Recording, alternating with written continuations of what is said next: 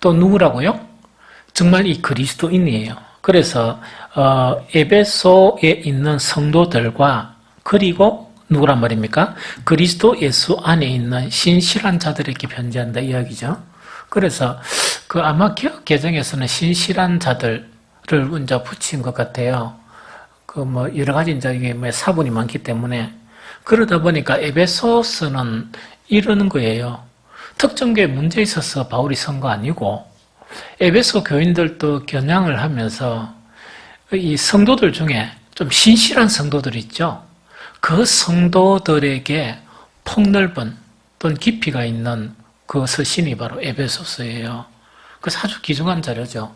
그래서 에베소서를 보는 그런 관점 자체는 상당히 많은 관점이 있어요. 그래서 가장 주된 관점은 교회에 대해서 하려고 그러면 에베소서를 읽으면 이 교회에 대해서 이해가 돼요. 그래서 어떤 그 신학자들은 어떻게 이야기하는 거니까 이 바울이 막 이렇게 복음 전하고 교회 문제 해결하고 하는 걸 딱 떠나가 딱 한 발씩 물러서가지고 그 교회를 보면서 우주적인 그런 교회 있죠. 이것을 보면서 에베소서 썼다. 이렇게 하는 사람도 있어요. 그거 참 타당한 이야기. 왜냐? 에베소 읽어보면 그런 깊이 있는 그런 부분이니까. 그런데 사실은 1장 1절에서 보면 어떤 내용인가 하니까 목사가 설교를 해도 어떤 수준을 맞춰서 막 고민을 가지고 설교를 하거든요. 이 설교를 이제 하는데 그 에베소서는 뭐냐? 그냥 그 초신자들이나 그냥 일반 신자들이 아니고 조금 이 깊이를 가진 그런 이 수준이 있는 그런 신앙인들을 위해서 아마 쓴 그런 서신이 에베소인 것 같다 하는 그런 우리가 그런 생각으로 읽으면 참 좋아요. 그 다음에 왜 1장부터 6장까지 정리를 하는 거니까 보통 설교가 뭐냐니까 그 어떤 성경 안에 한 그 섹타, 작은 섹타를 가지고 나누거든요. 그러다 보니까 부분은 이렇게 많이 듣다 보니까 연결이 안 돼요, 연결이. 즉, 복음의 전반적인 내용을 연결시키려고 하면 연결이 잘 안 되거든요. 그럼 에베소서는 1장, 2장, 3장, 4장, 5장, 6장 자체를 문제를 근거로 이렇게 에베소서를 쓴 게 아니고 어떻게 썼느냐? 이 바울이 생각하던 조금 수준이 있는 그런 교인들에게 대해서 이 복음의 전반적인 내용을 딱 기록한 것이 에베소 1장의 6장이에요. 그래서 에베소서 설교 자체가 부분적으로도 설교해야 되지만 반드시 설교를 한번 해야 될 게 뭐냐?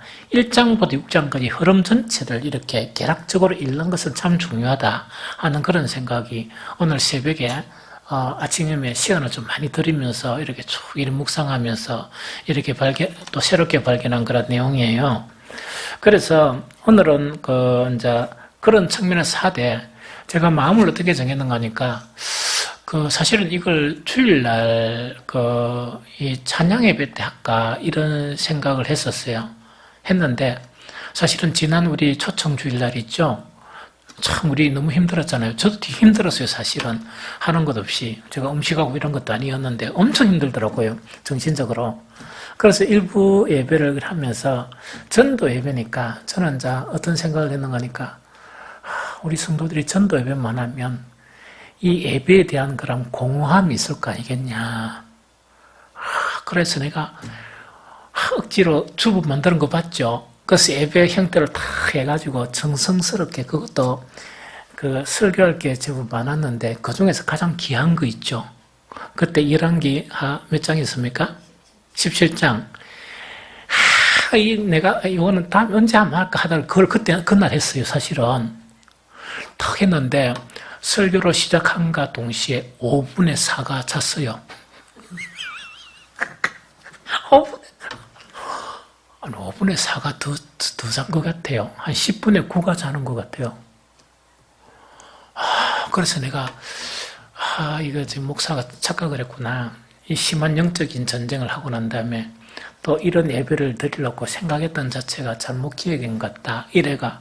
또 에베소서 설교를 갖다가 주일날 낮에 하면 이제 이 트라우마가 생긴 거예요. 이래 이 귀한 거를 이 주일날 오후에 딱 하려고 하는데 이 6분의 5는 안 자고 절반도 잠 못 잤고 하는 그런 생각이 드는 거예요. 그래서 수요일날 한번 하고 그 다음에 주일날 한 번 더 해도 되겠다. 그러면은 들은 사람이 좀 덜 자게 예배를 인도해 나가게 하는 그런 생각으로 이걸 한 2번 정도 같은 내용이라도 나누려고 그래요. 왜? 그만큼 중요하다는 이야기죠. 그래서 오늘 어떻게 하는가 하니까 성경 한 권을 이렇게 읽는 거예요. 권이라는 건 에베소서에 대한 한 권을 이래 이제 같이 하는데 깊이를 하는 게 아니고 전체적으로 요약해가 한번 딱 정립을 하는 거예요. 이 복음에 대한 부분이 있죠. 특히 뭐냐? 믿음이란 게 뭐냐? 신앙생활이라는 게 뭐냐? 하는 그런 부분을 한번 정리하는 시간을 가졌으면 좋겠다 하는 생각이 듭니다. 제일 첫 번째 뭐냐? 1장에서 요지 있죠. 1장에서 요지는 뭘 요지하는가 하니까 아까 신실한 그리스도인이라고 그랬죠. 그래서 신실한 그리스도인에게 이야기하다 보니까 기초적인 그런 거 다 뺐어요. 다 빼고 뭐냐? 그리스도인이란 복받은 사람이다. 하나님의 놀라운 복을 받은 사람이다 하는 게 1장의 요지예요. 무슨 말겠죠? 그래서 이거는 뭐냐? 신실한 그리스도인들이 들으면 대만에 알 수 있을 정도로 왜 그리스도인들은 복받은 사람이냐? 첫 번째, 하나님이 자기 아들로 삼으셨기 때문이다. 이 이야기요. 하나님이 우리 그리스도인들을 정말 이렇게 예정하시고 택정하셔서 하나님의 아들로 삼으셨기 때문에 정말 복을 받은 사람 중에 가장 귀한 복을 받은 사람이다. 즉 신실한 그리스도인이면 다 알거든요. 이게 무슨 말인지. 그래서 그만큼 축복받은 사람이라는 그 이야기거든요. 두 번째, 하나님의 아들로 삼었기는 삼으셨는데 뭐라고 삼으시느냐? 하나님께서 그냥 이름만 아들이 아니고 우리를 뭐로 삼으셨다? 상속자. 그러면 친아버지란 이야기거든요. 친아버지를 같으면 그 아버지 거이 다 누구 겁니까? 다 우리 거죠. 그와 마찬가지로 우리를 상속자로 삼으셨다. 그게 11절인데 세 번역을 읽어보면 이렇게 됐어요. 제가 읽어드릴게요. 하나님은 그리스도 안에서 우리를 상속자로 삼으셨습니다. 이것은 모든 것을 자기의 원하시는 뜻대로 행하시는 분의 계획에 따라 미리 정해진 일입니다. 이 이야기입니다. 그래서 사실은 참 신실한 그리스도인은 이 두 가지 말만 들으면 눈물이 질끔 흘러지고 막 속에서 감동이 일어나면서 아멘이 되고 막 감사가 막 이렇게 넘치거든요. 만약에 그렇지 않으면 이걸 기도해야 돼요. 뭘 기도하는 거니까 아버지 하나님, 내가 그 하나님을 아버지라고 부를 수 있다는 이것이 얼마나 놀라운 일인가를 내 자신이 좀 알게 도와주십시오. 그거 기도해야 돼요. 이거는 뭐냐? 그냥 아버지가 아니고 하늘에 계신 아버지거든요. 그 하늘에 계신 아버지의 자녀로 삼아주셨다는 이야기거든요. 자녀로 삼아주실 뿐만 아니고 하늘에 속한 모든 것을 우리는 뭡니까? 상속자로.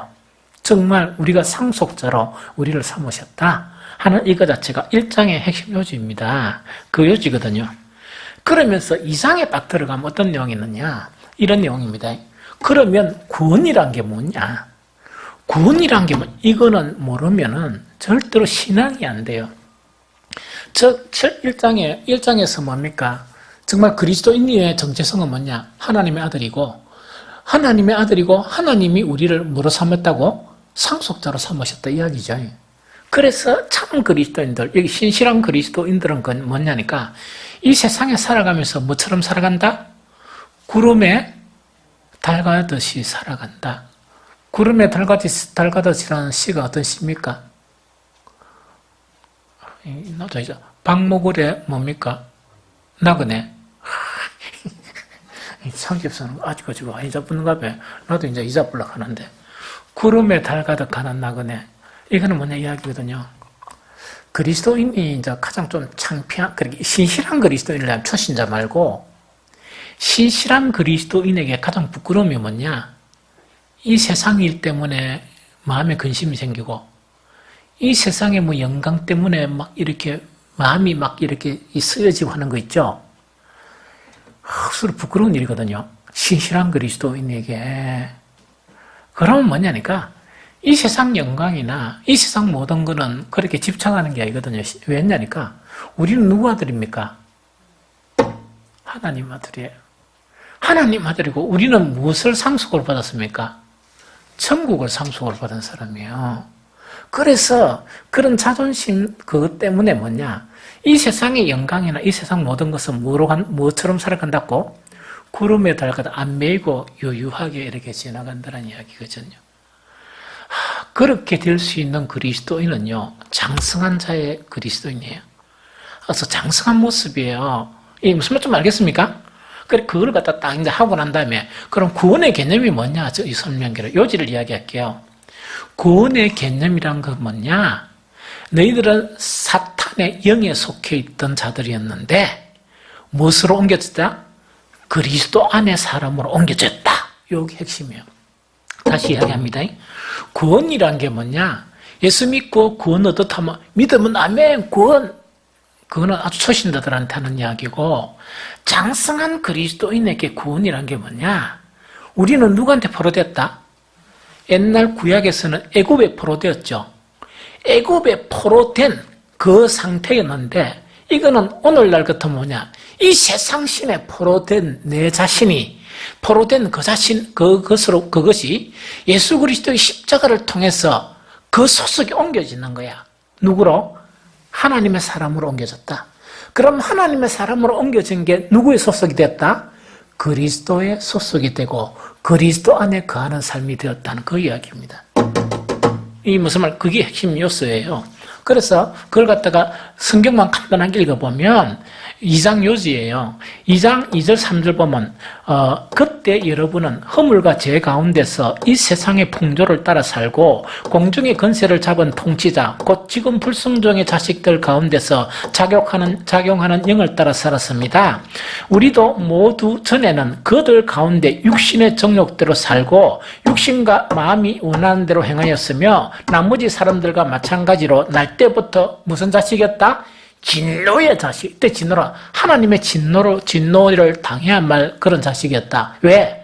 이거는 사탄의 영에 속해가지고 이 세상 육신에 딱 속해가 살았다는 그 이야기죠. 그런데 구원받은 후 어떻게 됐느냐? 그거는 예수 그리스도의 십자가를 통해서 에베소서 2장 20절에서 22절 보면 너희는 사도들과 선지자들의 터 위에 세우심을 입은 자라 그리스도 예수께서 친히 모퉁이 들이 되셨느니라. 그의 안에서 건물마다 서로 연결하여 주 안에서 성전이 되어가고 너희도 성령 안에서 하나님이 거하실 처소가 되기 위하여 그리스도 예수 안에서 함께 지어져 가느니라. 그럼 요거는 뭐냐 이야기다, 그죠? 자 보세요. 이야기다, 그죠? 이 세상 사람들은 지금 다 어디에 속했다고? 이거는 어디에 속했나? 사탄에 속해 있어요. 그러면 사탄에 속한 그 증거가 바로 뭔가니까 어떤 증거라고? 육신의 정욕대로 막 살고 육신과 마음이 원하는 대로 막 살아가는 사람들이 있죠. 그게 뭐냐? 전부 다 사탄의 영에 매여 있는 포로된 사람이에요. 그거 지금 이야기하거든요. 그리고 세상의 풍조. 우리 그리스도인의 그런 삶이 있는데, 그리스도인의 그런 이 질서가 있는데, 세상 방법대로 막 살아가는 거야. 그 세상 사람들이 막 슬퍼하는 걸 같이 슬퍼하고, 웃는 거 같이 웃고, 막 재미나는 것 같이 재미하고, 이런 거 있죠? 이제 그렇게 사는 거를 세상 풍조의 삶이라 그래요. 이거는 다 뭐기 때문에? 사탄의 영의 지배를 받기 때문에 그래 살았다 이야기죠. 구원이라는 게 뭐냐? 거기서 탈출하는 거. 거기서 탈출하는 게 구원이고, 거기서 탈출해가 어디에 소속으로 바뀌는 것? 그리스도 안에 소속으로 바뀌는 것 자체가 구원이다, 이야기입니다. 이게 무슨 말인지 좀 알겠죠? 그러면은 구원이란 개념을 알아야 돼. 그러면 하나님의 그런 신령한 이 충만한 자체를 겪으려고 그러면 왜 됩니까? 사탄에서 탈출해 나와야 돼. 애굽에서는 절대로 이 가난을 누리지 못합니다. 그와 마찬가지로 여기서 탈출해 나와야 된다는 이야기지. 그래서 구원을 이렇게 생각하면 안 돼. 몸만 세상에 있다가 교회에 바뀌었다 해가지고 구원이 일어나는 건 아니에요. 그런 그리스도인이 많아요. 그래서 몸은 앉아있어도 온통 마음은 뭐랍니까? 사탄의 그런 부분에 매여 사는 거야. 그건 아직 구원을 체험하지 못했고, 또 선교단체 이야기는 뭐가 없다? 구원의 확신이 없는 거야. 구원을 느껴보지를 못했는 거야. 그래서 교회 안에 있는 사람들도 몸은 교회에 오는 것은 성공했지만 뭐가 못 왔다 아직까지? 안에 구원이 일어나지 않는 성도들도 있습니다. 그거 우리 인정해야 돼. 그러나 그 사람들은 문제 있다고 생각하면 안 돼. 언젠가 그 사람들이 바뀔 수도 있다니요. 빨리 바뀌어야 됩니까? 늦게 바뀌어야 됩니까? 그게 안타까운 일이에요. 그래서 성령께서 말할 수 없는 탄식으로 탄식하는 거예요. 이 무슨 말인지 좀 알겠죠? 그래서 교회는 뭐냐? 이 그리스도 안에 신분이 바뀐 사람들이 힘이 강해져서 교회를 이끌어가야 돼요. 이해됩니까? 가장 불행한 교회는 어떤 교회냐? 숫자는 좀 되는데 뭐가 주도한다고? 몸은 교회에 왔는데 이놈 생각이 전부 세상이야. 그래 그 사람들이 끌고 가니까 교회를 가장 안타깝고 가장 불쌍한 교회가 어떤 교회라고? 그런 교회예요. 직분자는 왜냐하게 이끌어가야 돼요. 이끌어가야 돼요. 그래서 오늘 이 설교를 주일날 또 설교를 하면 여러분들이 예배를 이끌어가야 돼. 이게 그게 숯불이 한 개 딱 피 있으면 안 되잖아. 여러 개 피 있으면 확 달아오르죠. 옛날 목사님들 이야기하죠. 옛날 목사님들 참 설교를 잘했어요. 자, 그런 식으로, 이끌어서 가야 돼. 그래서 교회 주도권은 누가 쥐고 있어야 돼? 신실한 그리스도인들이 교회 주도권을 쥐고 있어야 돼요. 그래야 교회가 돼요. 교회가 안 망해요. 이게 무슨 말이겠죠? 그럼 그렇게 된다는 얘기죠. 그럼 3장의 요지는 뭐냐? 자, 3장의 요지는 뭔가, 이거는 설명 많이 할 거예요. 바울은, 이방 사역을 위해서 보냄을 받은 자죠. 그래서 이거 3장의 요지는 이 요지라 막힌 담이 흘러버렸는데 그 막힌 담이라는 게 뭡니까? 하나님과의 1차적인 막힌 담이 아니고 선민이라는 게 있죠. 이스라엘 소속의 선민이라 있고 이 사람들 이방인이가 있었죠. 이 이스라엘 사람들이 담을 공고하게 살았습니까? 공고하게 살았습니까? 완전히 있다면 이건 누구는 죄인이고 이랬다 보단 말입니다. 예수 그리스도 십자가로 그 담을 무너버렸다. 그것도 마찬가지 선민이 되어서 이스라엘에도 믿는 사람들과 연합해서 하나님의 택함을 받은 사람이 되었다는 그 3장의 요지예요. 알겠죠? 그거는 우리를 이야기하는 거예요. 이게 무슨 말이겠습니까? 3장의 요지고. 그럼 4장의 요지는 뭐냐? 아주 중요합니다. 자, 간단하게 아주 중요하다, 그죠? 그 구원이랑, 우리 그리스도인은 뭡니까? 하나님 아들의 신분이 되었죠? 우리는 그 천국이 우리의 뭡니까? 그 상속분이에요. 그래서 이 세상에 어떻게 살아가든 관계없어요. 이 세상 이래 살든 저래 살든 연극 무대가 다 주인이 될 수 없잖아. 이 무슨 말겠죠? 주연은 지옥 가고 연극 무대에 다른 엑스트라가 천국 가면 엑스트라를 택해야죠. 그러나 한 연극이 지났다는 인생 자체는 아무 의미가 없는 거야. 집착하지 말아야 얘기. 내 말은 무슨 집착할 게 아니에요. 왜냐니까 우리의 본향은, 우리의 소속은 뭐라고요? 하늘에 있지 이 땅에 있는 건 아니에요. 이해됩니까? 하늘에 있는 것이 이 땅에 있는 것은 아니다 하는 그 자체를 갖다 확실히 가져야 돼요. 그래서 어떤 형태로든 자부심을 가져야 돼. 그래서 이 세상에 살면서 혹시 그런 일은 없겠지만 하나님이 이거 하나 저거 하나 걷어가시더라도 그거는 슬퍼하지 말고 뭔만은 지키는 것을 기뻐라. 믿음만을 지키는 걸 기뻐해야 돼요. 주님만 탁 붙들고 있어야 돼. 이게 무슨 말 알겠습니까? 그게 신앙이라 그 신앙이 우리 옛날에 그 조상들 신앙이 있죠. 우리 기독교 조상들 그런 신앙이 오늘날 이런 교회를 만들어낸 거야. 그런데 참 중요한 것은 그 조상들의 신앙의 핵심, 소속감이 뭡니까? 천국이란 그런 소속감이 있죠. 오늘날 그 혜택을 누리던 오늘날 많은 교회 신도들이 회의감에 빠져버렸어. 뭐가 안 확실한가? 천국이 안 확실한 거라. 신분 문제가 확실하지 않아요. 그러면 이거는 참 우리 자식들은 억수로 불행해요. 또 우리 손자들 있죠. 엄청 불행할 수 있습니다. 왜? 우리가 희미하게 살아보면 그 아들을 불행하게 만드는 거예요. 이게 무슨 말인지 알겠죠? 그래서 우리는 확실하게 천국의 선물을 가지고 그래 살아야 된다. 다시 이야기합니다. 구원이란 것은 뭐라? 소속이 바뀌는 거죠? 사탄의 세계에 있던 소속이 돼 있던 것이 무슨 소속으로? 하나님의 소속으로 바뀌는데 하나님의 소속으로 바뀌다 보니까 그리스도의 안에 그 소속으로 바뀌어야 된다. 이야기죠? 맞죠? 그런데 우리는 지금 천국을 삽니까? 이 세상에 삽니까? 세상에 살아가죠? 그러면 참 문제가 생기잖아. 이 세상에 살아가는데 우리 그리스도인은 억수로 힘들잖아. 그래서 나그네라는 소리도 듣고 외국이라는 소리도 듣죠. 그럼 그리스도인은 늘 외로워만 해야 되고 늘 힘들어만 해야 되느냐? 그게 아니다 하는 게 4장이에요. 그게 아니다 하는 게 4장인데 4장 1절에서 16절까지 이야기하는 거예요. 하나님은 우리 구원 자체를 지키고 우리 구원을 보호하고 또 우리 구원을 온전하게 성장시키기 위해서 무엇을 세워주셨다? 예, 교회를 세워주셨다. 그 이야기입니다. 자, 다시 이야기합니다. 에베소서 4장 1절부터 16절까지는 뭐냐? 우리는 나그네처럼 이 세상에 살죠? 그럼 하나님, 너는 나그네처럼 힘들게 살아. 그게 아니고, 예수 그리스도가 십자가를 통해서 우리를 구원하셨고, 그 십자가의 피로서 우리의 구원을 보호하고, 우리의 구원을 지키고, 우리의 구원을 온전하게 형성하기 위해서 무엇을 세워주셨다? 교회를 세워주셨다. 교회를 세워주셨다. 첫 번째 교회를 세워주셨다. 그래서 에베소 4장 15절 16절에 보면 오직 사랑 안에서 참된 것을 하여 범사에 그에게까지 자랄지니라. 그는 머리니 곧 그리스도라. 그에게서 온몸이 각 마디를 통하여 도움을 받음으로 연결되고 결합되어 각 지체의 분량대로 역사하여 그 몸을 자라게 하며 사랑 안에서 서로 세웠느니라. 어떤 분들은 교회를 방주라 그래요. 그런데 방주의 개념은 아니에요. 구약의 그런 개념. 그러나 어떤 의미에서 이 뭡니까? 이 홍수로부터 보호받는다. 그런 부분은 맞아. 그러면 교회를 이렇게 생각하면 돼요. 그리스도인들이 뿔뿔이 흩어져가지고 나같이처럼 이 세상에 살면 찢기고 시달리고 또 뭡니까? 이 침해를 당하고 이런 일이 많겠죠? 그런 일을 보호하기 위해서 뭐를 갖다가 세웠다?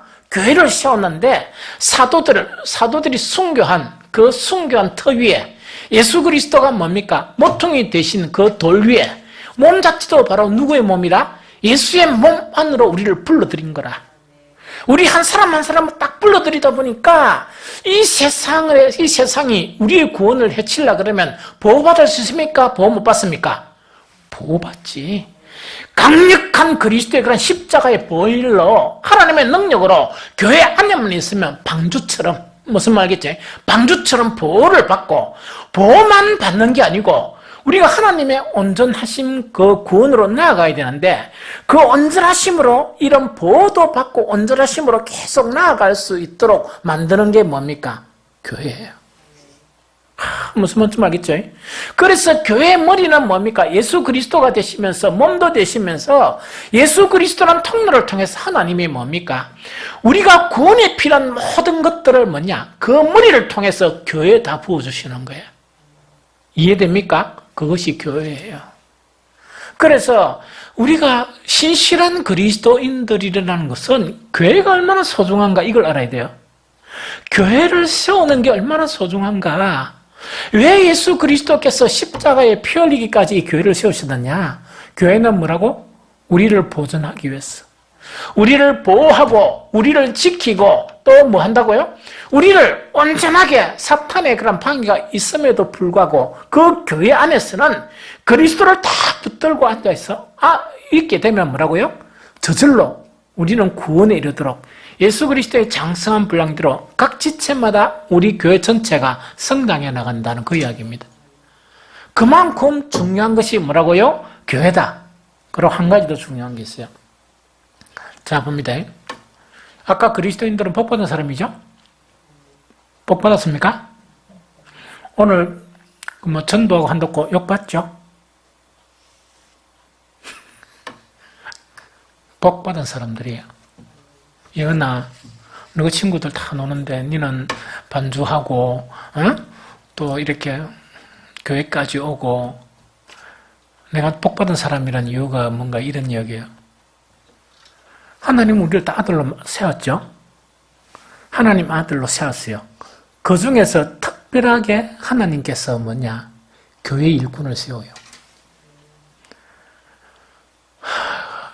교회 일하면 피곤하죠?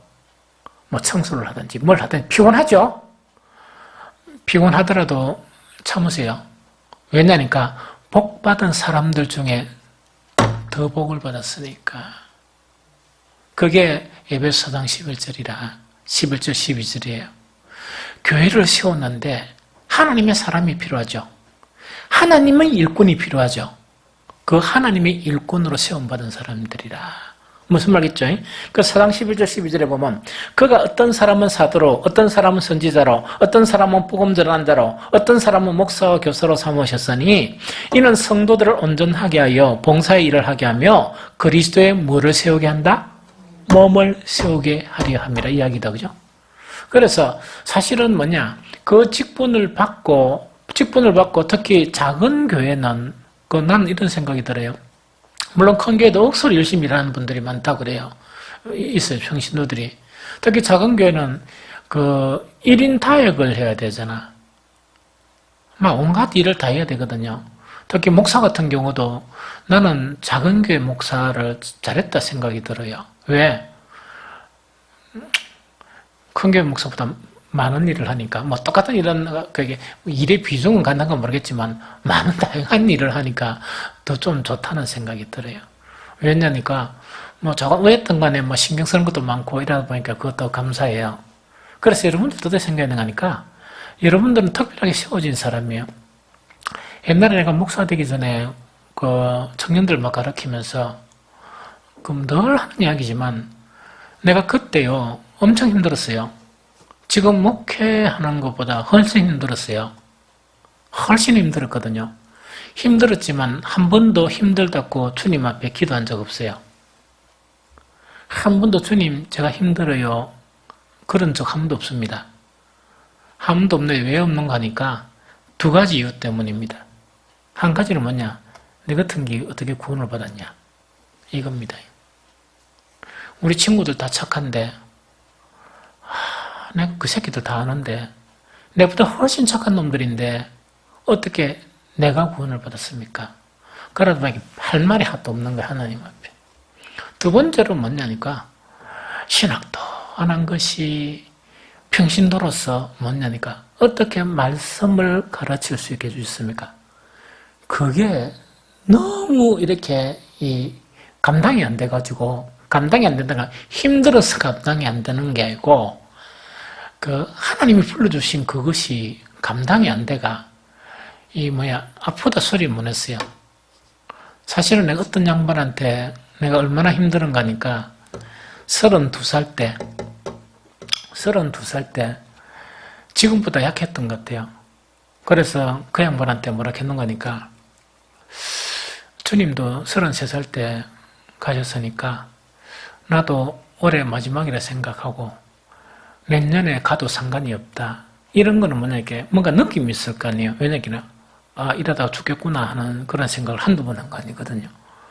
그래서 내가 뭐라 했는가 하니까 나도 33살에 죽으면 영광으로 생각하고 일단 사나 죽으나 미친 듯이 이렇게 하다가 끝장을 내리라 이래 생각했는데 안 살고 지금 내가 몇 살입니까? 건강도 더 펄펄하고 이랬거든요. 그런데 그런 힘든 상황 속에서도 주님 앞에요 한 번도 힘들다는 말을 못 했어요. 주님 나 힘들어요 이건 못 했거든요. 왜 못 했는가 했더니 부끄러워서 그 말이 일 안 나오는 거야. 왜요? 어떻게 내 같은 게 구원을 받았느냐? 두 번째, 많은 그리스도인이 있었는데 아무것도 아닌 내가 아무것도 아닌 내한테 어떻게 귀한 이런 직분을 주님 주셨느냐? 그것 때문에 너무 이렇게 그게 너무 커가지고 사실은 죽어도 좋다 하는 그런 생각은 했을지는 몰라도 주님 힘들어요 이런 거 있죠. 그런 거를 못 해봤어요. 그러니까 충격받은 걸 이야기했죠. 그때 대학 간사 하나가 CCC 간사 하나가 되게 힘들고 돈이 떨어지면 다 서가 교정에 서가 지갑을 딱 까발치면서 주님 보셨죠? 나 그런 감도 못 해봤어요. 없으면 없는 대로 있으면 있는 대로 주님한테 뭐 달라 그런 말도 못 해봤어요. 사실은 그런 것도 못 해봤어요. 더 주시고 그런 것도 못 해봤는 거예요. 사실은. 그러니까 이제 우리에게도 바로 그래요. 그래서 교회의 직분을 받았다는 것은 너무 영광스러운 일이에요. 하나님 아들로 부름을 받은 그 사람들 속에 또 특별히 택함을 받았다는 이야기 아닙니까? 그러니까 그게 얼마나 영광스러운 거예요. 그거 지금 이야기하는 거예요. 그거는 뭐 하기 위해서? 하나님이 구원을 이루기 위해서 이 세상 가운데 방주와 비슷한 것을 세워가지고 성도들의 구원을 지키고 성도들을 보존하고 또 성도들이 온전한 구원에 이르도록 뭐라고요? 계속 성장하게 하는 것이 성경에 나타난 교회예요. 그런 교회를 만들어야 돼요. 여러분들이 기도하는 주님의 몸된 교회를 이루게 하소서 하는 기도의 제목이 그 내용이에요. 그런 교회가 안 되면 교회가요, 얼마나 성도들을 괴롭히고 얼마나 양들을 학대하고 그래 된 줄 압니까? 얼마나 세상보다 못한 교회가 되고 천박한 교회가 되고 인간들이 득실득실한 교회가 되고, 그래서 교회는 뭐냐니까, 교회는 영으로 주도권을 가진 사람들이 주도해 나가야 되지, 이 세상적인 성향을 가진 사람들은 배제를 시켜야 돼요, 사실은. 그래서 교회 일꾼을 선정할 때 왜 일꾼을 이렇게 심도 있게 선정하느냐? 그것 때문에 그래요. 그런 어떤 자격이나 직분을 딱 줬는데 낸주 뭡니까? 이런 마귀짓을 하고 있으면 교회가 어떻게 되겠습니까? 성도들이 얼마나 고통스럽겠습니까? 그 다음에 목사가 그래 고생해가 개척을 또 가고 난 다음에 천국을 또 가봤다. 그래 후임자가 또 왔는데 이 마귀짓 하고 있으면 뭐 해야 됩니까? 그런 게 되게 많아요. 지금 우리 노예 중에 한 교회, 그런 교회 지금 머리 아파 죽겠어요, 사실은. 막 속이 내가 불불 끓어가 있답니까? 세상의 방법 같은 게 있답니까? 막 꽉 가가지고 막 좀 부사부으면 좋겠지만은 그래 할 수도 없잖아. 이 사이비 같은 게 등장을 해가지고 이 완전 그런 사람들이 있어요. 그거 참 머리 아프거든요. 또 그 편성해가지고 빌부터가 있는 놈들도 있고 믿음도 없고 있답니까? 그래서 싸우는 거예요. 그렇게 교회가 오게 되는 거니까 영적인 선한 싸움이 일어나야 되는데 이 세상에도 안 일어나는 그런 싸움이 있다니까, 썩은 그런 싸움이 일어나는 그런 교회로 전락하는 거예요. 좀 이해가 됩니까? 그래서 교회 일꾼이 씌워진 것을 그렇게 생각해야 되고, 지금부터 중요한 거 간단하게 이야기할게요. 그러면 이제 이렇게 됐죠? 이제 요거 개락적인 거 알았죠? 교회가 왜 씌워지느냐? 그러면 우리가 지금 신앙생활이라는 실제가 뭐냐? 그리스도인이 믿음 생활을 하죠? 어떤 사람들은 나 예수 믿어 이러고 난 믿음 생활을 해요. 여러 고상하게 얘기하는 사람들이 있어. 난 신앙생활을 해요. 조금 미숙하지만 이렇게 합니다. 이렇게 합니다. 그러면은 이 그리스도인들이 뭘 잘 모르는 거니까, 뭐를 잘 모르는 거니까 믿음의 생활의 실제가 뭐냐? 그걸 잘 모르는 거라. 그래 잘 모르니까 그 생각하는 게, 내가 한 번씩 늘 하는 게, 교회 출석했느냐 안 했느냐, 그거를 따지는 거예요. 교회 출석했느냐 안 했느냐, 몇 가지 있다니까 탁 가지고 따져요.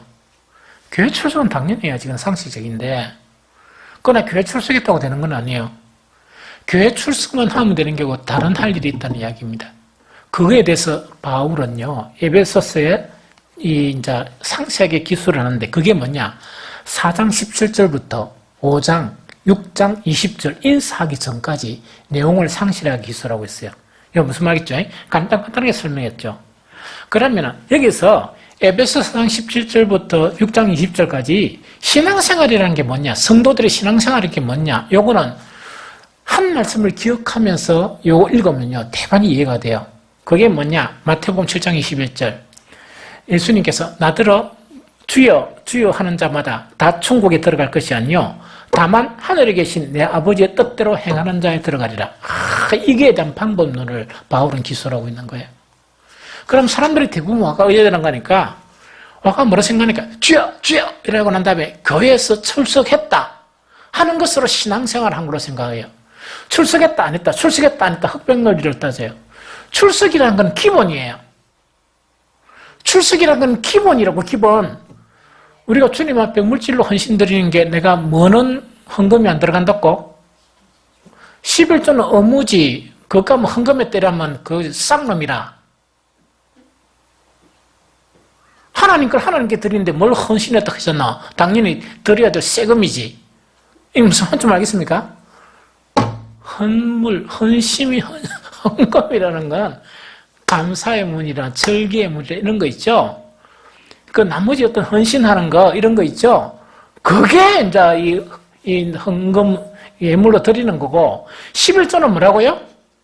세금이라, 세금.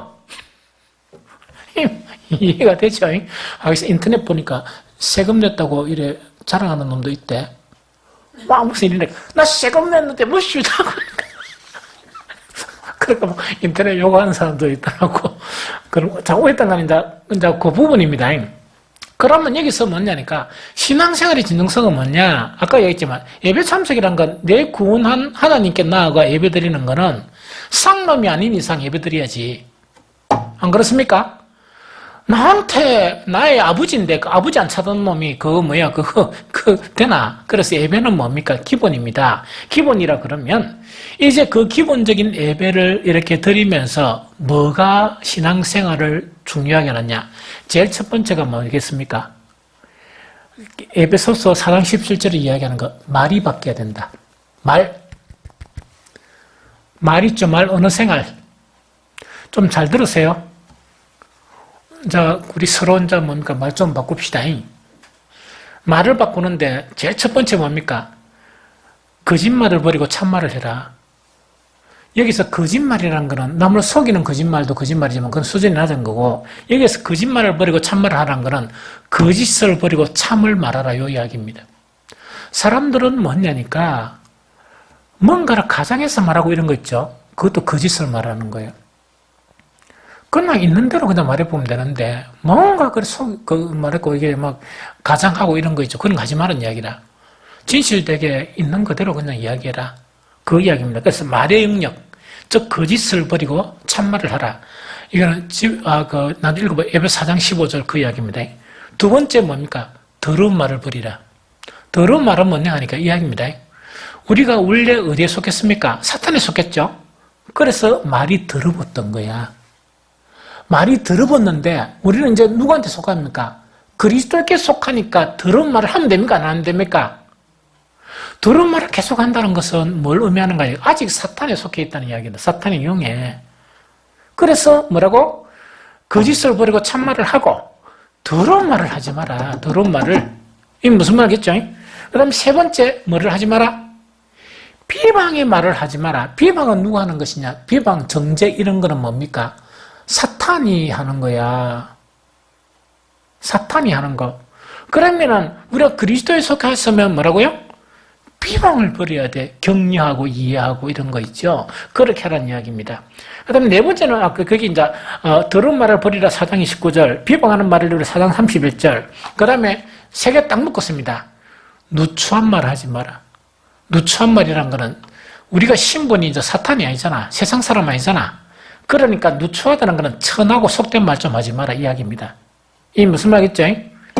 우리가 하나님의 아들의 신분이니까 그 신분의 말로 바뀌라. 두 번째, 어리석은 말도 하지 마라. 어리석다는 것은 좀 경박하거나 너무 경박하거나 무례한 말. 우리는 서로 존중해야 되지 무례하면 안 되거든요. 무례한 말을 하지 마라. 그 다음 세 번째, 희롱의 말을 하지 마. 희롱이란 게 뭡니까? 그 상스러운 말이에요. 이거를 버려야 된다. 이게 5장 4절이에요.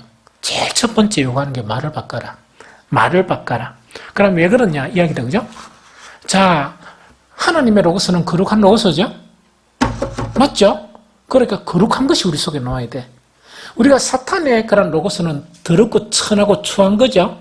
그래서 말이 우리의 그런 인격이 그렇다 보니까 말이 그런 식으로 나왔던 거예요. 제일 첫 번째 뭐를 바꿔라? 말을 바꿔라. 옛날에 선교단체나 큰 교회 뭡니까? 난 그런 거 너무 싫어하지만 잘못하면 가정되니까 뭐 집사님 이런 거 있다 그지? 오래간만이에요 뭐 이런 거. 난 그런 거 좀 싫어하거든. 싫어하지만 우리 교회는 그걸 좀 배워야 돼. 무슨 뭐 예언 알겠지? 예언아 이런 거 있다 이거. 따라 이런 거 있다 이거. 그거 두고 싶지? 그럼 그렇게 돼. 이렇게 이제 바뀌어야 돼요. 말을 바뀌라니. 그래서 그게 속이 없는 말은 하면 안 되지만 인격을 계속 그렇게 바꿔가 말 자체를 이렇게 바꿔야 된다. 이것이 에베소 지간 첫 번째 문제예요. 두 번째 문제는 뭐냐? 두 번째는 뭐겠습니까? 한번 알아보셔 보세요. 우리가 생각 잘 안 하는 거야. 우리 충격받았죠? 예배 참석해서 뭘 바꿔야 돼? 말을 바꿔라. 그거 지금 이야기하는 거라. 왜? 말은 내면의 속사람에 대한 표현이 말이기 때문에 그거는 인격을 바꾸면서 인격과 말을 동시에 바꿔라 그 이야기입니다. 무슨 말겠죠? 왜? 우리는 거룩한 자의 아들이니까. 우리는 거룩한 분의 아들이니까 우리의 말이나 우리의 생각도 바꿔야 된다. 두 번째 뭐를 안 해야 돼? 분노, 화내는 거 있죠. 화내는 가지 마라 이야기입니다.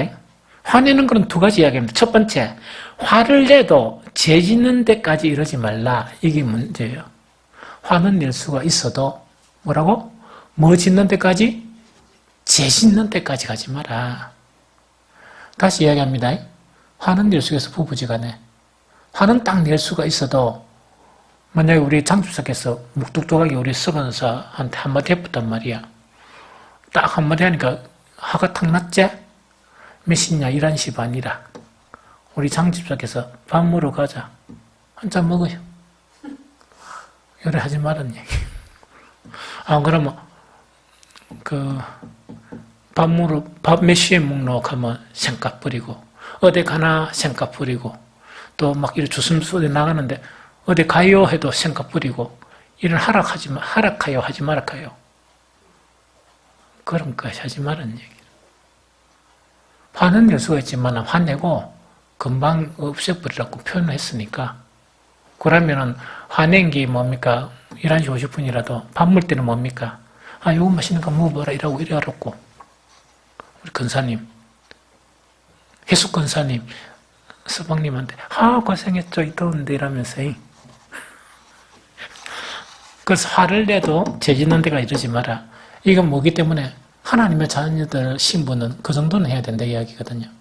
세상 사람 싸우고 지금 하든지 말든지 우리는 그런 거 버리라. 두 번째, 해가 지도록 화를 품지 마라. 이거는 뭡니까? 싸웠다 그래가지고 그 이불 하나 두고 자다가 장롱에서 이불 하나 더 꺼내는 거 그런 짓 하지 마라 이야기입니다.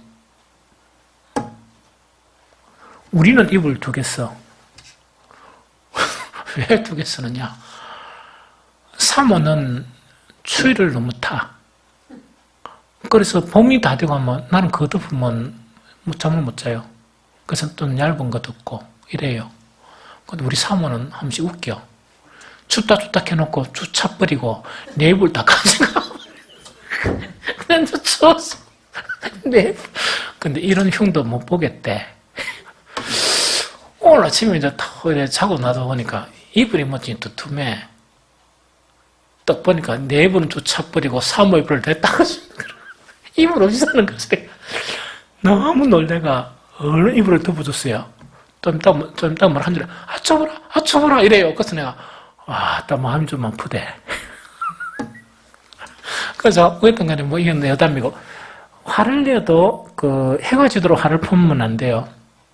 그러면 화를 내도 재진 데까지 이러지 말고 해가 지도록 자꾸 이래 지속이 되면 누구한테 틈을 준다고? 마귀에게. 성경 그랬습니다. 마귀에게 틈을 준다. 이게 무슨 말이겠죠? 첫 번째 말 바꾸자. 두 번째 뭐라고요? 화는 내기는 내는데 좀 덜 내고 그 다음 화는 내도 뭡니까? 그걸로 끝이지. 그걸 연장하지 마라. 절대로 연장하지 마라. 안 할 거요. 아예 화를 내지 말았고 그 이야기입니다. 세 번째 문제가 뭡니까? 근데 너무 대단해요. 이 신약이. 옛날에 구약에서는 가장 큰 문제가 뭡니까? 거의 주된 문제가 우상 문제였죠. 그런데 신약에 딱 보니까 말 바꿔라. 왜? 하나님의 아들이니까. 거룩한 하나님 아들이니까 말 바꿔라. 거룩한 말 사용해라.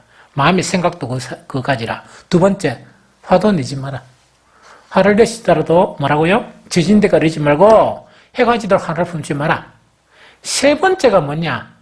우상 숭배하지 마라 그 이야기예요. 우상을 버리라. 그런데 구약의 우상은 형상이죠. 우상을 만드는 거죠. 신약의 우상은 뭡니까? 신약의 우상 자체는 마음의 우상이에요. 구약의 우상은 형상의 우상이에요. 신약에서 우상은 형상의 우상은 아예 그 수준 이하니까 그거는 취급을 안 해요. 신약의 우상은 뭐라고요? 형상을 그려나가는 게 아니고 마음에 모시고 산다는 이야기예요. 그럼 읽어봅니다. 에베소서 5장 5절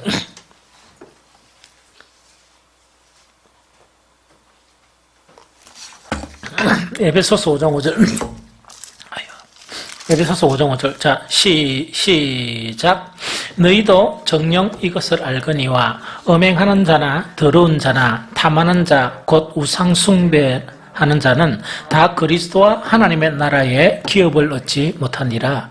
하나님의 나라에서 기업을 얻지 못하라. 이라니까 우리가 어떻게 이해할 수 있습니까? 하나님의 나라는 가는데 기업이 없구나. 이렇게 이야기가 쉽죠. 그런데 다른 번역을 보면 그렇게 안 돼 있어요. 다른 번역 어디에 있느냐? 에베소서 5장 5절을 읽으면 이렇게 되어 있습니다. 먼저 새 번역을 읽어보면 이렇습니다.